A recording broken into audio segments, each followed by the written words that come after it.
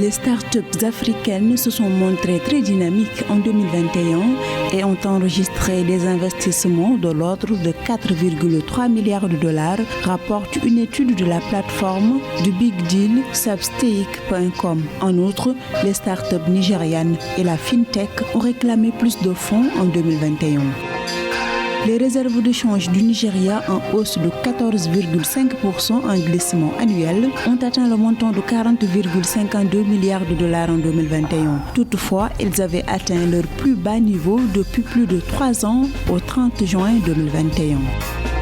Lors de sa première campagne de levée de fonds pour le compte de l'année 2022 sur le marché régional des titres publics de l'agence UMOA, le Burkina Faso a levé un montant de 36,5 milliards de francs CFA. L'opération est une émission de bons assimilables du Trésor qui vise à mobiliser l'épargne des personnes physiques et morales en vue d'assurer la couverture des besoins de financement du budget de l'État.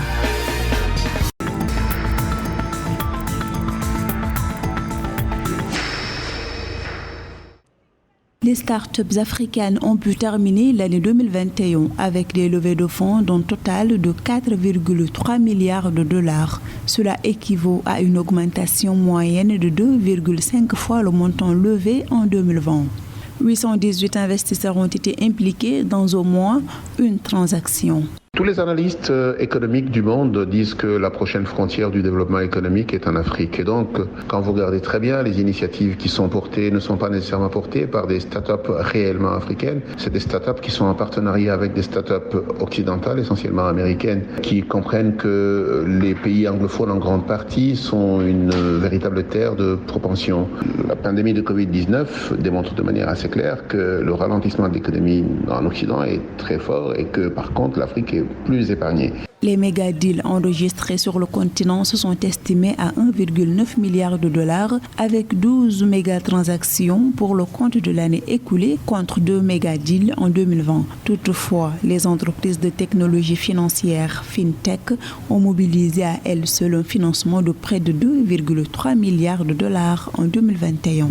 Alors que les défis majeurs de l'Afrique sont dans le secteur de l'agriculture et des chaînes d'agroalimentaire de manière générale, vous allez vous rendre compte que la grande partie d'argent qui arrive sur le continent arrive dans un secteur tout à fait particulier qui est celui des FinTech. L'objectif de cette arrivée est la capacité qu'ont ces entités de nouvelle génération à pénétrer le secteur financier du continent. L'Afrique du Sud, le Nigeria, l'Égypte et le Kenya ont totalisé 81% du total des fonds levés par les startups avec plus d'1,5 milliard de dollars pour le Nigeria.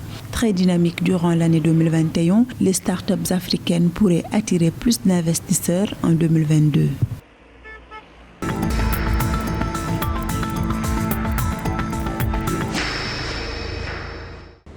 Les réserves de change du Nigeria se sont estimées à 40,52 milliards de dollars au 31 décembre 2021 selon les données de la Banque centrale. Leur niveau a augmenté de 14,5% en glissement annuel. Ceci serait dû à l'euro-obligation de 4 milliards de dollars émise par le gouvernement en septembre et qui a vu les réserves dépasser la barre des 41 milliards de dollars en octobre, mais aussi grâce aux 3,35 milliards de dollars de droits de tirage spéciaux émis en août par le Fonds monétaire international.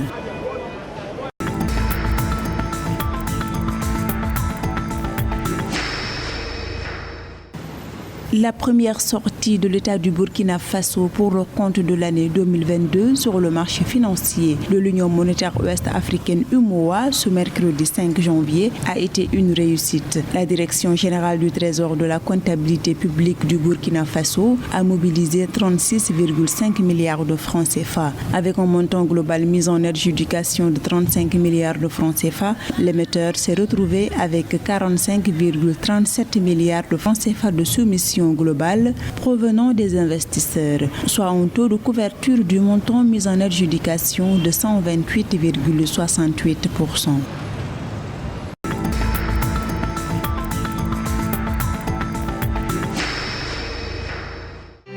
Les l'Égypte a enregistré de bonnes performances commerciales en 2021. Selon la présidence égyptienne, les exportations du pays ont atteint leur plus gros volume durant l'année écoulée avec environ 31 milliards de dollars. Ce volume d'exportation représente une hausse de 27%, une embellie notamment due à la vente des produits chimiques, de matériaux de construction, d'industrie alimentaire, de produits d'ingénierie et électronique, de cultures agricoles et de prêt-à-porter.